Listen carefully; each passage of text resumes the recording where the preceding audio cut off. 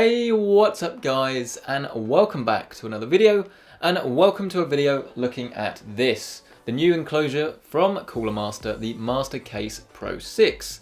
If you haven't already noticed, it's a fairly large enclosure. It's quite a high-end one as well. It's got loads of cool features. It's got a lot of modularity that allows you to do things depending on how you want to do it as an individual without having to cater for everyone, as you can just swap bits out as you see fit. And it all starts with the unboxing experience, and it comes in quite a large box, which means that my usual unboxing shot is getting harder and harder when you have bigger and bigger cases to work with. But regardless, one of the things that is actually quite nice is that instead of the usual packaging, you also get it packaged in this large Coolermaster bag that you can then use to do whatever else you want to do with, which is probably going to end up in the garden for collecting sticks or leaves or something like that. But it's quite nice that the packaging actually isn't just going to get thrown away and you can reuse it for something else. Once you have got this thing on your work surface, you again will notice that it is a big case. It's not the largest I've worked with. The Dark Base Pro 900 from Be Quiet is definitely a lot bigger, but regardless, this is fairly big and it is fairly heavy, so be aware of that. The front section of the case takes on a fairly minimalist design. It looks pretty nice, to be honest with you. There's not really too much here to shout about. The whole thing feels pretty premium as well, but it can't quite compete really with the likes of the Evolve, even the non-tempered glass edition that's got solid aluminium throughout the front of the case and the top of the case, whereas this is more of a thinner metal. It still feels pretty good, but it doesn't really make that nice clunky noise that you will get from the ATX Evolve. The front section does remove entirely though, and this is where you find the removable dust filters, and you've also got two 5¼ drive bays in here as well, which means that if you do want to install a Blu-ray drive or one of the upcoming UHD Blu-ray drives, then your case will be able to support that. Another neat feature is that both the top sections of the case and the front section of the case actually move up and down, so that if you have a radiator, for example, in the top, you will have it open for airflow, and if you don't have anything there, then you can close it entirely, and then that gives you a quieter system, at least in theory. Elsewhere on the top section of the case though, you will find that we have all of the buttons hidden behind a magnetic flap.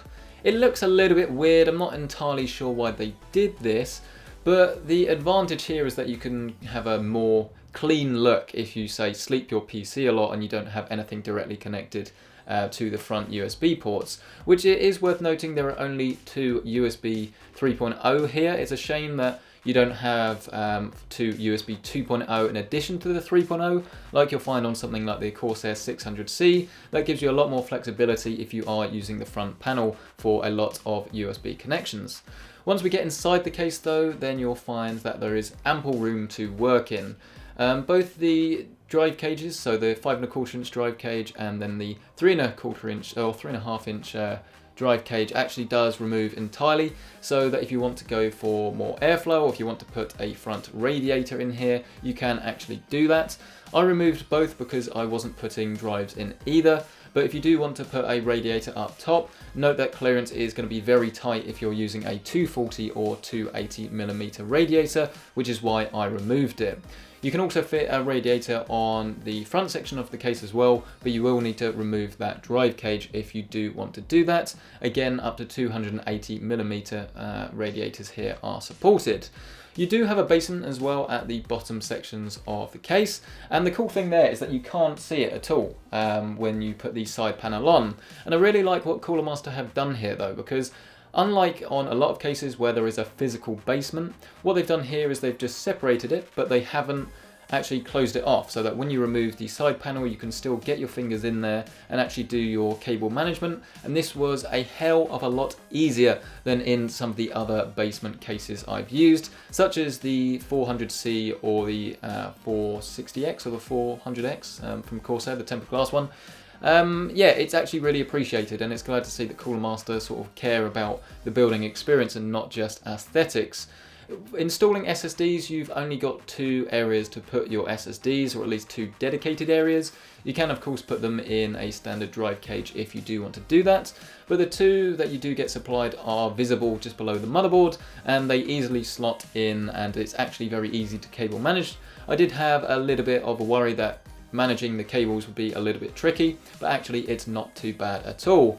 And an entire theme I got from this case is that if you did something in the wrong order, let's say, so for example, I didn't put my CPU power connection in the top of the case until after I put the radiator in, it didn't really matter at all because there's still loads of room. They really thought about not blocking stuff up when you put other components in, and this was really appreciated. The standard configuration of the case comes with 3 fans. You've got a 140mm LED fan at the rear, then you've got 2 140mm fans for static pressure at the front of the case.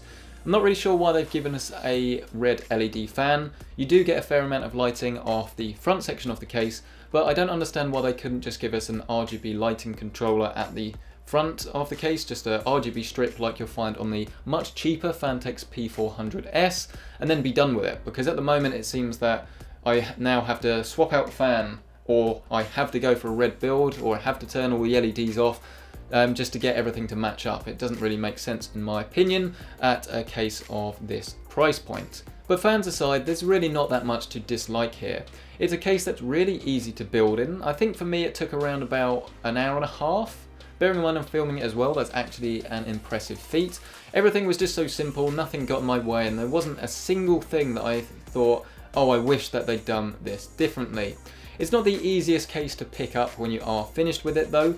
It would be nice if there were some handles that weren't merely just for show. There are a couple of handles, one at the bottom and one at the top, but they are made out of cheap plastic. Do not pick your case up with these because you will snap it and then you will be crying on the floor that you've just broken your new case. But apart from that, really, honestly, it's a fantastic, fantastic case.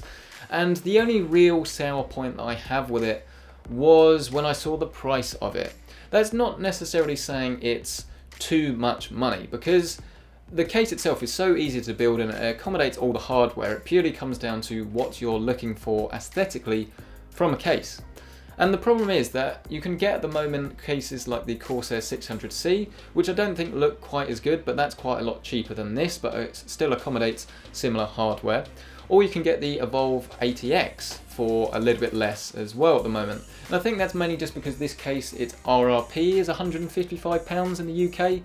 But as soon as it actually goes on sale, and it's been on sale for a few months, I'm sure it will drop nearer the 135, 140 mark.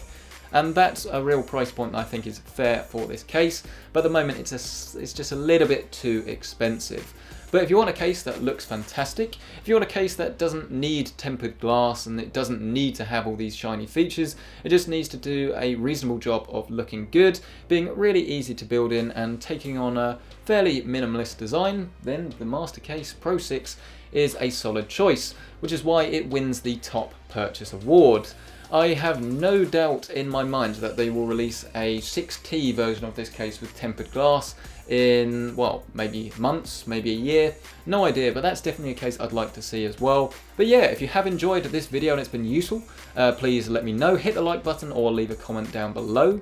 Thanks to Coolermaster for supplying this review sample as always. Subscribe for more case reviews, and if you do want to see more case reviews of that ATX tempered glass, or the Corsair 600C, or any of the other case reviews I've done, please find them over here. A massive thank you once again. I'll leave the full links to this down below, and I'll see you in the next video.